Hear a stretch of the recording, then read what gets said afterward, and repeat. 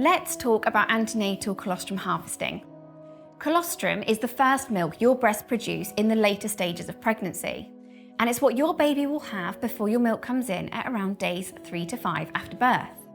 Colostrum is packed with everything your baby needs, including antibodies to help protect them.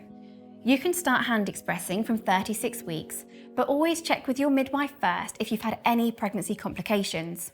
So, how do you do it? First, gently massage your breasts for a few minutes to get things flowing. Warm flannels or a warm shower can really help too. Next, position your thumb and fingers in a C shape about 2 to 3 centimeters from the base of your nipple. Gently compress and release, and keep going until you see little drops of colostrum. If nothing's coming, try adjusting your fingers slightly. Just make sure that you're not sliding your fingers, as this can cause discomfort or damage. You can rotate your thumb and forefinger to express from different areas of the breast.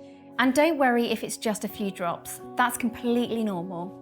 It's estimated that each teaspoon of breast milk contains about 3 million antibodies, so every drop really does make a difference. Collect the droplets in a sterile container or feeding syringe. Label it with your name and date and store it in the freezer for when you need it.